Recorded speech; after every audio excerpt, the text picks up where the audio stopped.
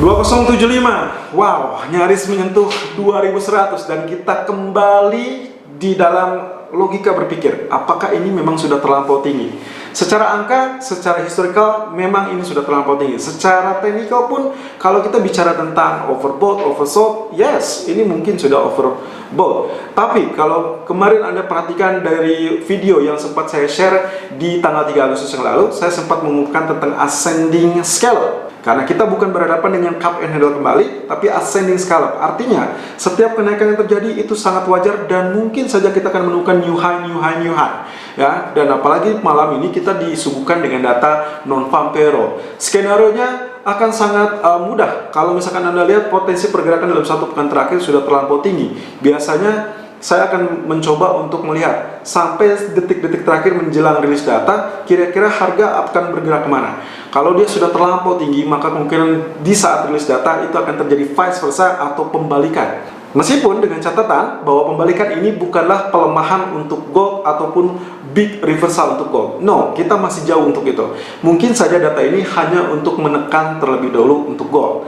Tapi kalau misalkan ternyata penurunan lah yang lebih dulu terjadi sampai menjelang rilis data, maka kita akan mendapatkan vice versanya adalah ke atas atau kenaikan. Artinya saat rilis data, apapun yang terjadi, kemungkinan efeknya sudah diredam terlebih dahulu sebelum kemunculan data. Contoh seperti apa yang terjadi saat ini. Area penurunan koreksi sudah mencapai 2049, persis di angka ideal di garis dari Fibonacci Fan yang sempat kita suguhkan di Forex tadi pagi. Kemungkinan potensinya respon market akan cukup sikat terhadap non-favorable karena mereka akan berfokus kepada akhir pekan ini Kongres ataupun Senat dituntut untuk segera meloloskan RUU ataupun undang-undang paket bantuan ekonomi yang senilai 1,5 triliun, tapi menurut rumor sudah di-upgrade menjadi 3,1 triliun. Wow, sangat besar. Tapi yang detail yang paling mencolok yang menjadi perdebatan adalah tentang unemployment benefit, dan ini yang sangat dijaga oleh Partai Republik.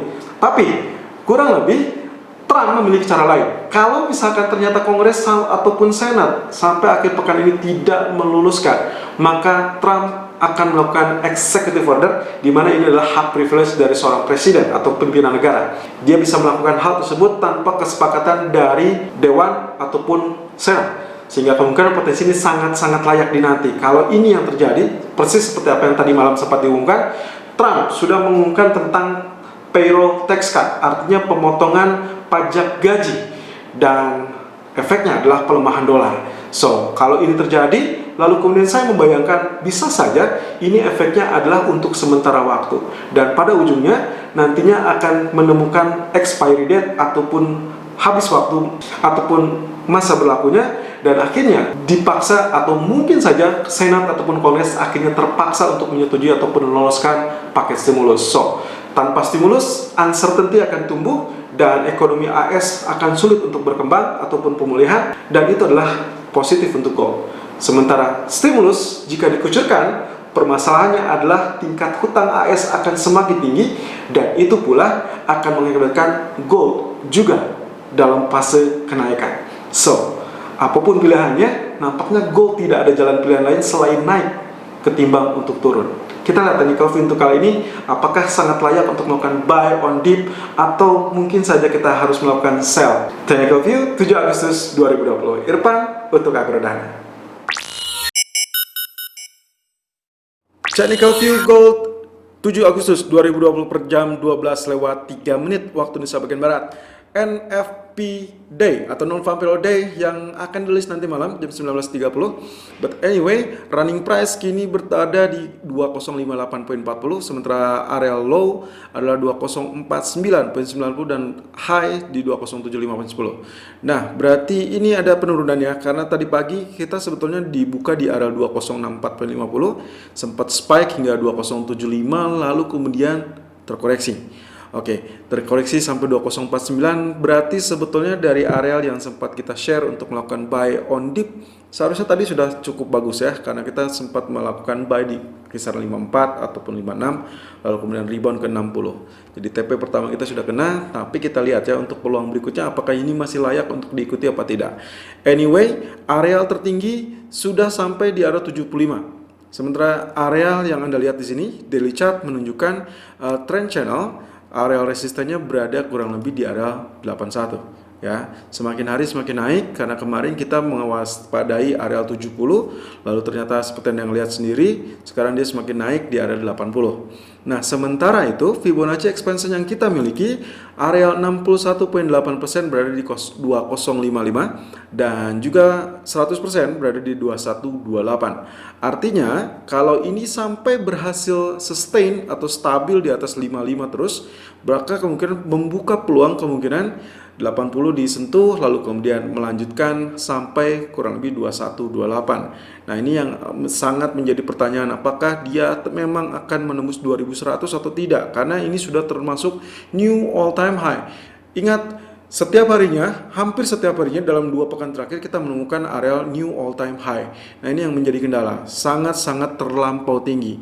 Tapi kalau kita lihat di outlook dari monthly chart seperti apa yang sempat saya share di awal Agustus yang lalu, di tanggal 3 Agustus, saya sempat menyebutkan ini adalah pola yang sebetulnya bukan dalam pola cup and handle, tapi lebih kepada ascending scale up. Dan ini yang saya maksudkan, Anda sudah bisa lihat sendiri di bulan ini saja dia sudah melanjutkan kenaikan tanpa ada koreksi kembali di area 1920. Di bulan ini dengan area pembukaan 1983 lalu kemudian area tertinggi adalah 2075. Berarti kita akan memiliki area support sebetulnya kalau misalkan sampai terjadi koreksi terlampau dalam, let's say di bawah 2000, maka kemungkinan yang paling ideal atau yang paling logis adalah 1980 karena itu adalah area pembukaan di bulan ini. Tapi kita lihat di grafik 4 untuk hari ini adalah grafik yang saya gunakan. Kembali saya masih dibantu area merah ini masih cukup jauh.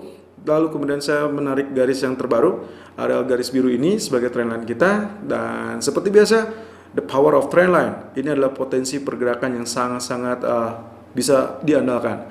Lalu kemudian saya dibantu juga oleh Fibonacci retracement. Di sini area terendahnya adalah 1967 dan area tertinggi adalah 2075. Saya mendapati 23,6% di area 209.70. Persis seperti apa yang sempat terjadi di area low kita kali ini 2049.90, lalu kemudian di rebound ya, meskipun masih dalam candlestick yang sama di grafik 4. Dan 38,2% berada di 2034, sementara 50% di area 2021. Entah kenapa saya cukup meyakini bahwa area 38 ataupun 50% ini adalah area yang sangat krusial, tapi sangat layak kalau Anda mempertimbangkan untuk kembali mengambil area buy on dip, terutama untuk kategori medium term. Setelah area yang sudah sangat tinggi 2075, area koreksi sangat layak untuk dicari, dan menurut saya 49 itu adalah area pertama kita, lalu kemudian area kedua adalah 2034 dan area ketiga adalah 2021. Meskipun tidak tertutup kemungkinan area 61.8 akan menjadi area yang cukup kuat, sangat kuat untuk kategori medium term ataupun long term. Kita lihat dengan grafik H1 seperti apa yang sempat saya share di grafik forex tadi siang. Oke, ini kurang lebih arealnya saya masih dibantu oleh Fibonacci fan. Anda bisa lihat sendiri Fibonacci fan yang terakhir saya gunakan masih seperti ini, dan extensionnya lihat ya, extendnya 38.2%, extend di sini ya, 23.6%, lalu kemudian 50%. Kalau saya zoom seperti demikian, Anda bisa lihat di sini. Secara tidak sengaja titik ini mensiratkan tentang potensi tahanan. Lalu kemudian tarikan ke samping kiri ataupun kanan saya gunakan sebagai historical price. Jadi arealnya sebetulnya ini adalah areal historical price sebagai support pertama kita. Kalau misalkan dilihat dari H1 itu berada di kisaran 2054 ataupun 2056. Lalu kemudian areal kedua adalah 2028 hingga 2031. Dan di grafik tadi siang ya, sesi pertama untuk forex, saya sempat cantumkan ya areal idealnya kurang lebih di sini.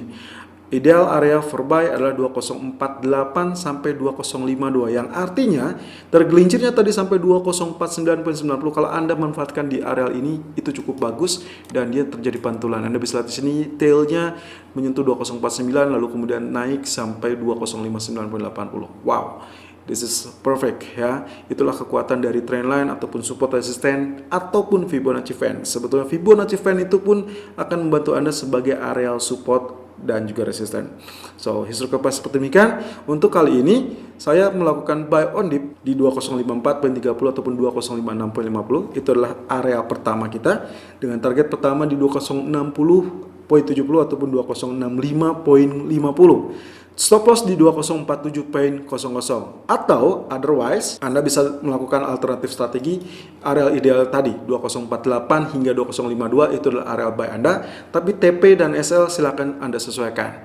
Selalu gunakan stop loss dan risk management sesuai dengan equity dan strategi trading Anda. Irfan untuk Algoritma.